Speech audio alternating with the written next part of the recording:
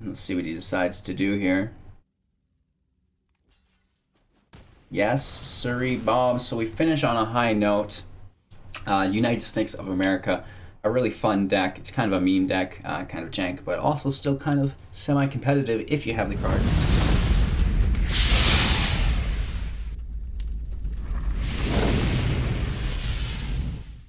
Hey everybody, welcome back. Thanks for taking the time to check out Hello Good Game. Today, we're playing a little bit of a jank deck that's also semi-competitive.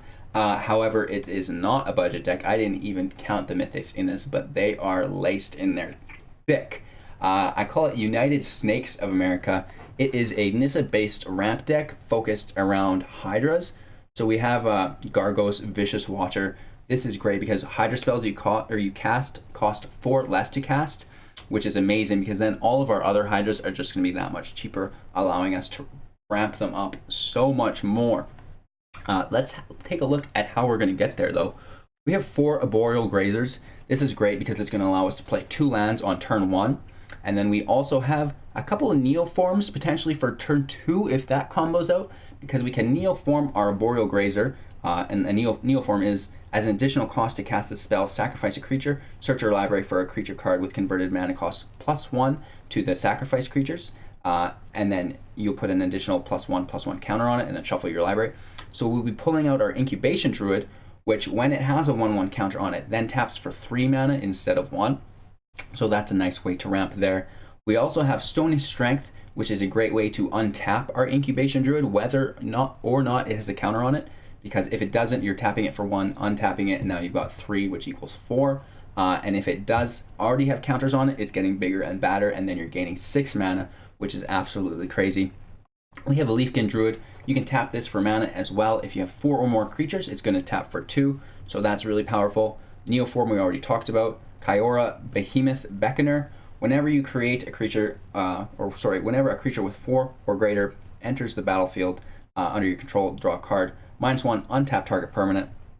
So this is great just for drawing cards when our Hydras enter the battlefield, right? And then we also have the ability to untap lands to cast things as bigger and badder things. We can also use the -1 to untap our buffed up Incubation Druid as well.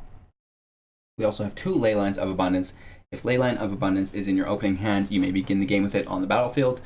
Whenever you tap a creature for mana, add an additional forest, and then you can pay 8 to put 1/1 counter on each creature you control, and you'd be surprised how often you're going to get this out. Nissa, who shakes the world. Whenever you tap a forest for mana, add an additional forest. Her +1 ability puts 3 1/1 counters on target land you control, untap it, and it becomes a 0/0 elemental creature with said tokens and vigilance and haste.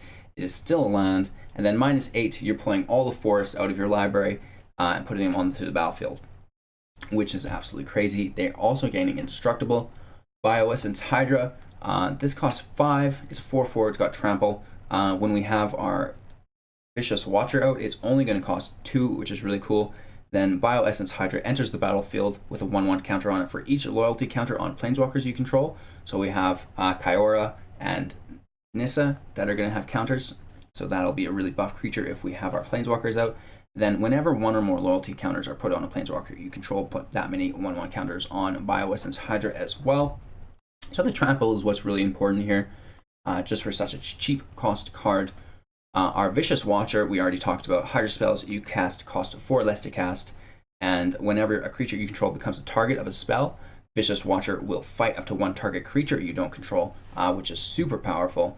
The Great Henge, this spell costs X less to cast, where X is the greatest power among creatures you control. You can tap it, you're going to gain 2 forests here and gain 2 life, which is awesome. And then whenever a non-token creature enters the battlefield under your control, put a 1/1 counter on it, draw a card. So this is great if we've got late game Incubation Druids entering, right? Voracious Hydra.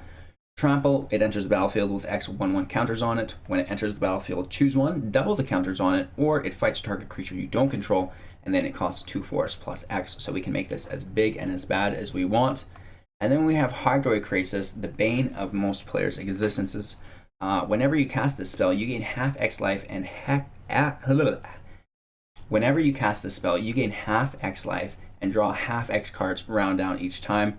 Flying Trample, Hydroid Krasis enters the battlefield with X 1/1 counters on it.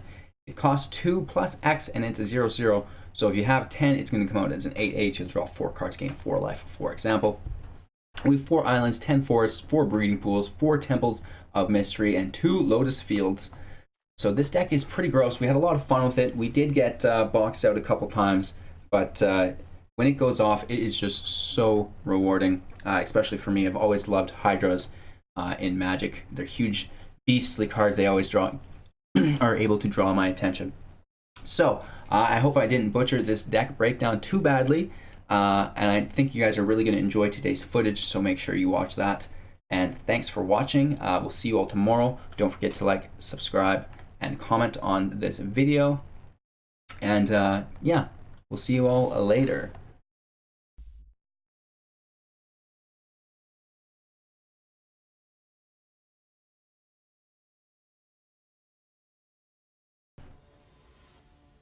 Let's see if we can pick up our first win, though.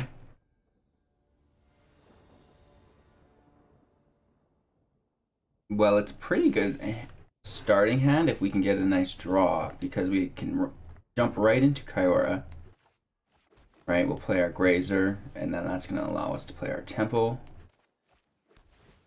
Gives us the Scry. We need another land, which would be our third. Probably skip that though and just play our Forest into our Kiora.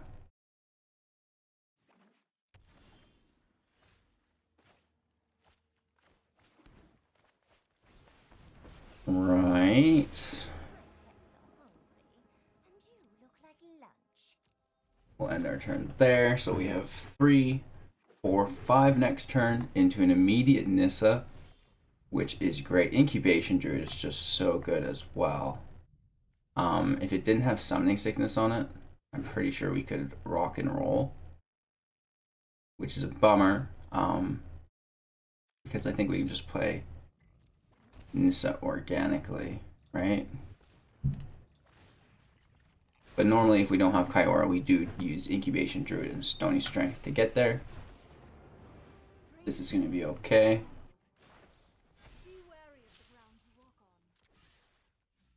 We can get the attack in, and we can play our Incubation Druid off of it and let that sit there till next turn.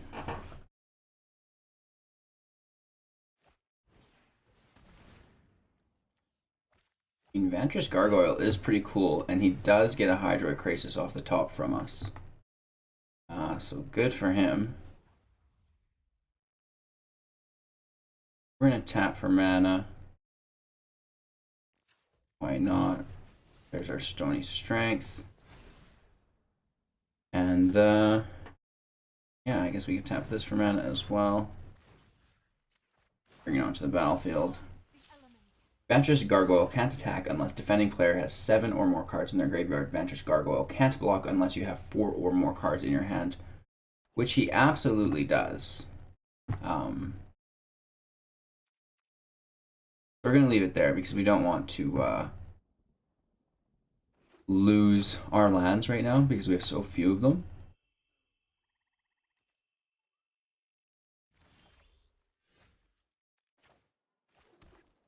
That is how it is. Right? Like we could so much. Would be cool. We should have maybe also adapted before we Stony Strength because we didn't really need the mana off the start. We're gonna chill. 3 forests up. Nissa is at -8 territory. And we lose 2 more Hydras, so his mill is really hitting on point. Getting all of our United Snakes out of the deck into the graveyard. He's letting us go. He must have counter magic, I'm sure. Leafkin Druid can go. We don't want that necessarily. So he's going to be able to attack. So we're going to -8. Pull all our lands.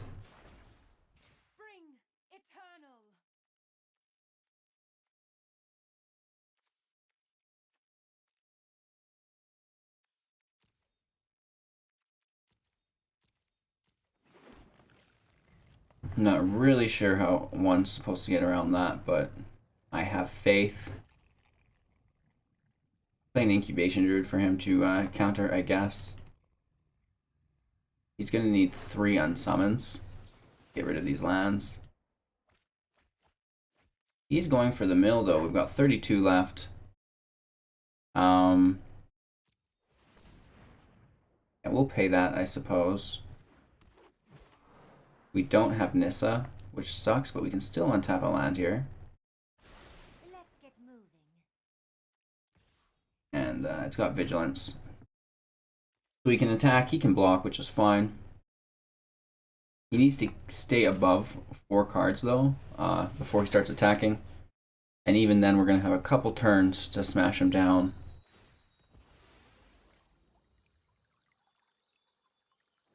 We're doing 6 damage per turn, whereas he's doing only 5, right? So, unless he can pull another Gargoyle, we definitely have the advantage.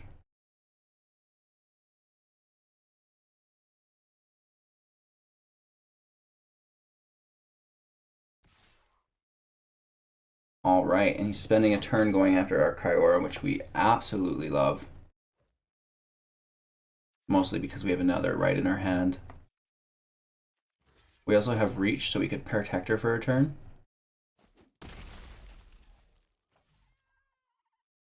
Arboreal Grazer is not doing anything other than that.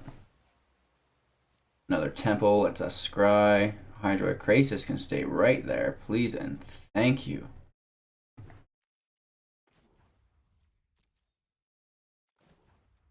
Let's just adapt now.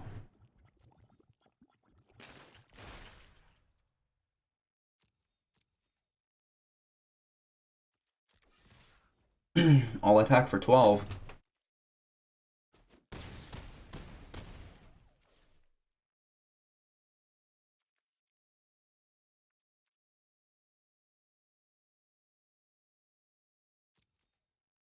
We'll leave her at 5. We don't need to untap our Incubation Druid. Oh, he gets 2 of my Hydroid Krasises. Just eating our cards. We've not dropped a single Hydra yet. They're all in our graveyard. Another one, of course. I'm surprised it wasn't 2. So the thing about our library is that we've really helped them along with the whole mill situation because we pulled all of our lands out. The Leyline of Abundance is actually pretty cool because we can put 1/1 counters on all of our creatures, right?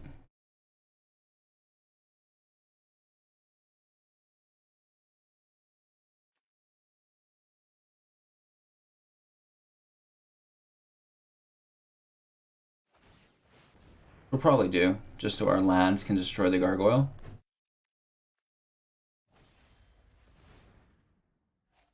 And now an unsummon on the land. So let's make sure we use it.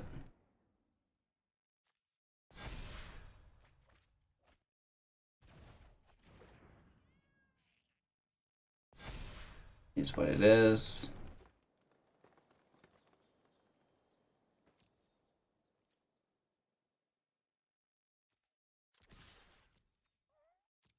He has to double block.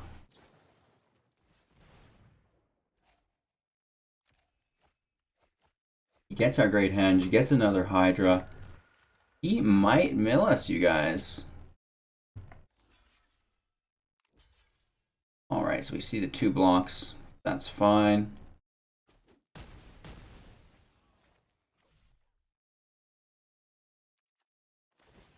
We may as well untap our Incubation Druid. Why not? We should have done that before the attack, you guys. Whoops, we just missed out on the kill on his Vantress Gargoyle. So a couple misplays here. Make sure you're untapping before your attack phase if you're using mana in your main phase.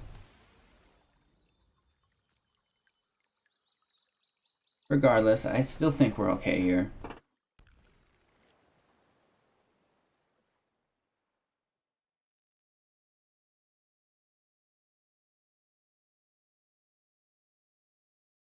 If we pull a Hydra, we're basically set.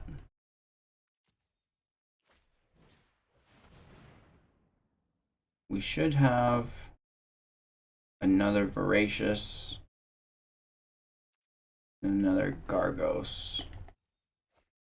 So 2 islands off the top. That's great. We actually don't mind that.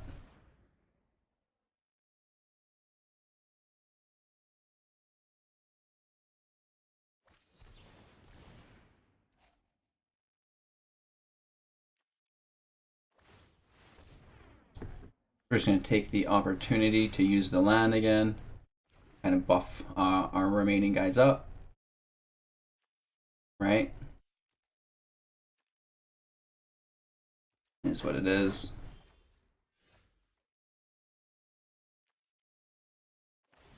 So I'm pretty sure we've got game here, as far as I can tell.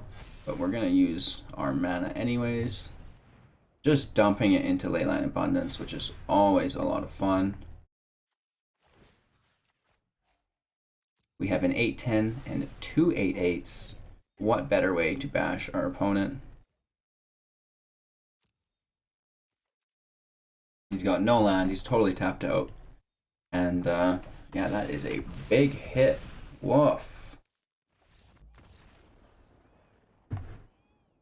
We really like this. It's got a nice ramp. If we could pull a Neoform into a Nissa or something like this, we're going to be laughing. I love starting with the Grazer, and I also love seeing the Incubation Druid.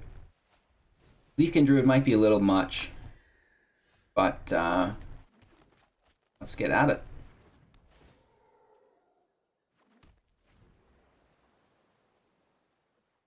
The Grazer has reached to stop his Healer Hawk, which is really cool as well. Unfortunately, it's still going to gain life for his Ajani, which sucks. Ajani's Pridemate is a fair and balanced card, ladies and gentlemen. No ifs, ands, or buts. It is the truth spoken. No attacks. Ajani is going to outmuscle us so hard unless we can pull a Nissa and ramp into some sort of Hydra Krasis or some sort of Hydra. We throw up the reach block again.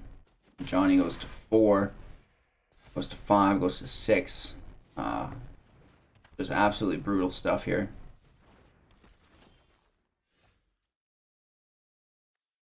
We're gonna survive as long as we can and just push our luck.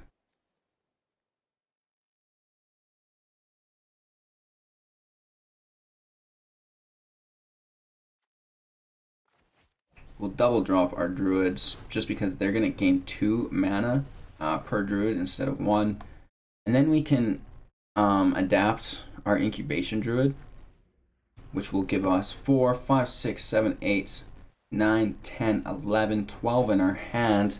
We can cast a 10/10 Hydra to get ahead of his Ajani Pridemate, and then we're just kind of avoiding exile, right?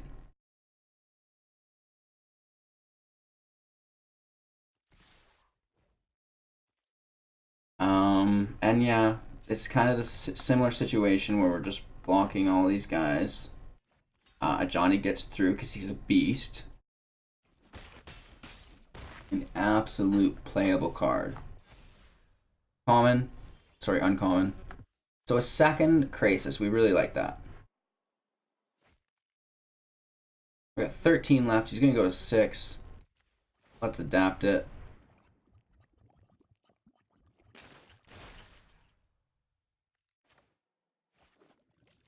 Play the land tapped. We could have done that on his turn as well.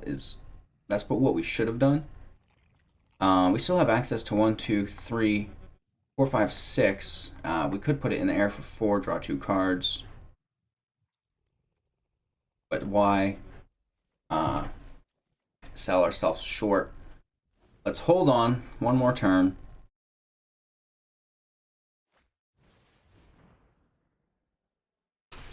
Okay, that's absolutely fine. I don't intend on attacking or blocking with my Incubation Druid, thank you. I do intend on attacking and blocking with my Hydroid Krasis. Quite a bit. So again, sending up the box. It is what it is. Taking 6 damage this time, down to 7. Oh! That's starting to hurt. He goes up to 6, and a second Healer Hawk in the air. Alrighty. The Great Henge is going to be so good for us, but we really shouldn't. But can we still do it anyways? 1, 2, 3, 4, 5, 6, 7, 8. It would be a 6/6. We could still block it, but it would die. But we'd gain life. I like it. Let's go for it.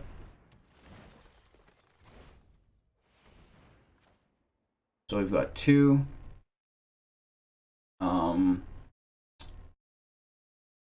3, 4, 5, 6, 7, 8.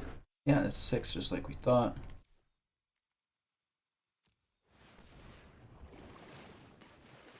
Gain 3 more life. It's an additional counter on it, and we pull a Nissa, which is going to be quite interesting. We can also use Stony Strength to untap our Incubation Druid, which is going to be really helpful. Because then we can cast an even bigger Hydroid Krasis. So we were able to take a little bit of punishment off the start, get that ramp out, and then jump ahead of him to get on top of his Ajani's Pridemate, which is not always easy to do.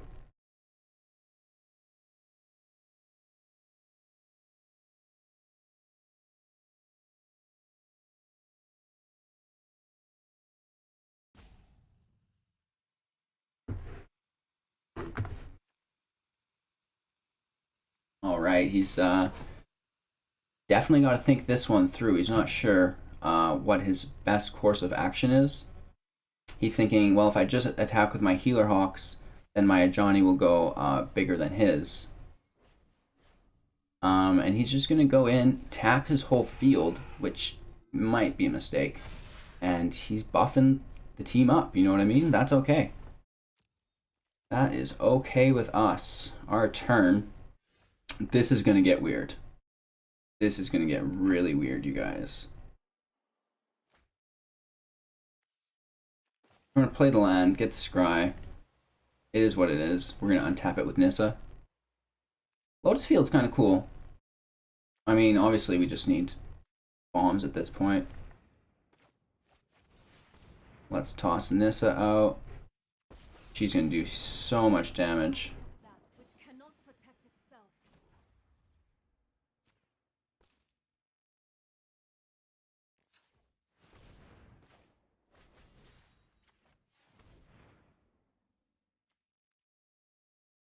He's going to really appreciate this.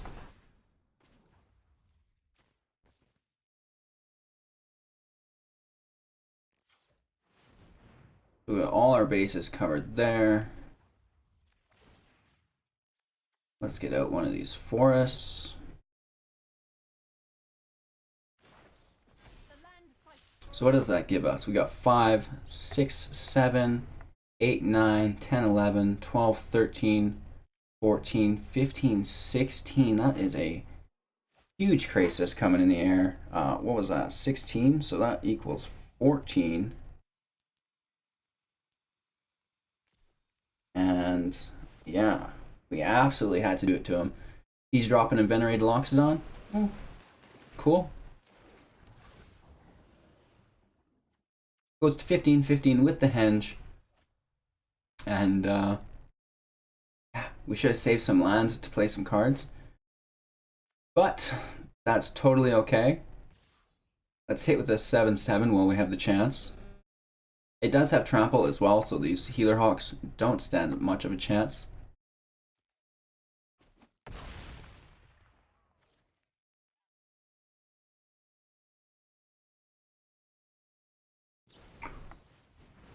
Oh, nice taps.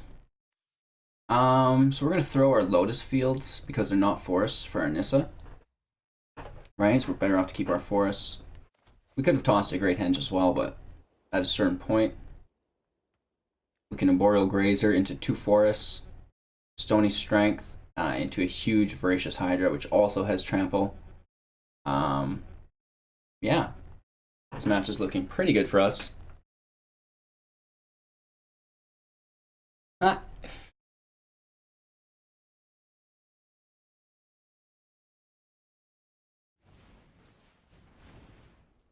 Fairy Guide Mother putting his Ajani in the air. Absolutely maddening. And he's coming straight to me. Can you believe it? Oh my God, you guys. What a match. Brutal. We thought we had him. We had all things working together, but I guess we just overextended ourselves a little bit. Yeah, I'm happy to help Brew Bro as soon as we're done this match. Okay, so let's see if we can get into some shenanigans here. We have an Incubation Druid, which I like. We can draw a Stony Strength into a Nissa. I also like it, but like, look at this hand. We got burned with that before. Taking a heavy hand. Let's go for it, right? Go big or go home. I try to think what would be better, and the only thing that I can think is like, say, one of these Hydras is a Nissa, and we have Stony Strength, which we just pulled, so that is pretty groovy.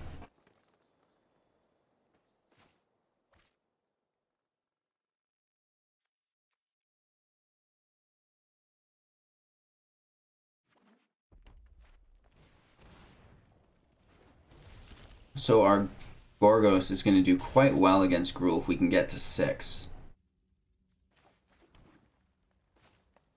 Right?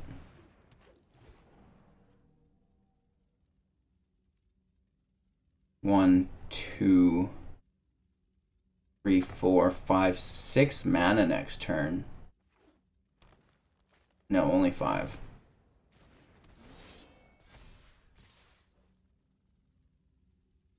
Maybe 6. I'm not sure. 5, I think. No blockers. Ouch. He's just smashing us in good fashion. Yeah, let's just tap it. We blast it up. So we do have 6, which is probably our best bet. Just to go right into our Gargos Watcher. Kind of gets ahead of his Gruul Spellbreaker. He's definitely wider than us, but it should shut him down, and then our other Hydras are going to be a little bit cheaper, which is going to help out the cause as well.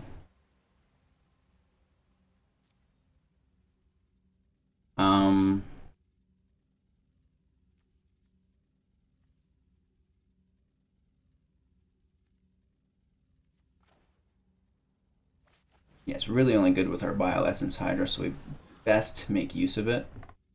And I say, let's Krasis for 2 as well, just to get that draw in.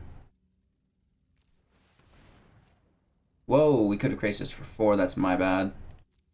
I'm not sure why that didn't spend all of our mana. That's on us. But let's grab an Incubation Druid on top, why not? And Vigilance is great.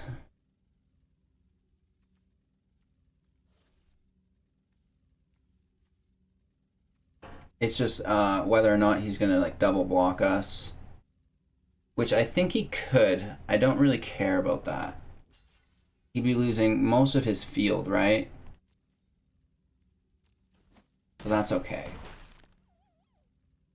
Pelt Collector goes up, which is fine, because we can just fight it, right? We have 1, 2, 3, 4, 5, 6, 7, 8 mana next turn. So we'll be casting this for 6. And our opponent is out of his hand, it appears. Ooh, hoo, hoo, hoo, hoo, hoo, hoo. What a tough guy. So we have 1, 2, 5. We could only cast it for 3. This guy's pretty funny. Let's just get our Great Henge out. Is what it is. And we'll give him a turn. It better be an Embercleave, my friend. He does have a Karn's Bastion, so he can proliferate it up to 5. But we just picked up 2 extra mana for our Voracious Hydra next turn. He just went on a little bit of a draw phase. We're gonna pay life here. That gives us 1, 2, 5, 6, 7, 8. We're going to come in with a 6. And we are going to fight this beloved Pelt Collector. And he gets an additional counter on it from our Great Henge. Draw a card, and we can attack, finally, drawing our first blood with our Bioessence Hydra. Domri's cool, yes, but only if he's got something to play underneath of it. From Gully, also pretty cool. Leyline of Abundance is going to help us out.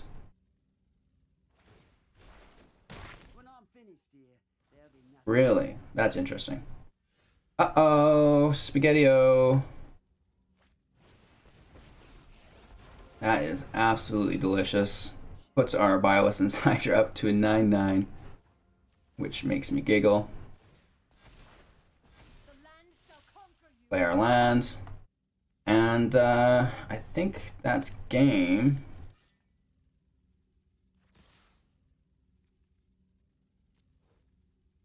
Let's see what he decides to do here. Yes, Surrey Bob. So we finish on a high note. United States of America, a really fun deck. It's kind of a meme deck, kind of jank, but also still kind of semi-competitive if you have the cards. Obviously, this isn't budget. There is a lot of nukes in here, a lot of wild cards, right? So thanks for watching. Really appreciate it. Make sure to like and comment on this video, and then go ahead and subscribe to the channel. Once you've done that, you can go and watch our gem giveaway playlist. This is going to familiarize you with our gem giveaway, because we're giving away 500,000 gems to our YouTube subscribers. So go ahead and check that out there. And make sure to check us out every morning on Twitch, 6 a.m. PST. We stream for about 2 to 3 hours just in the morning to get things rolling.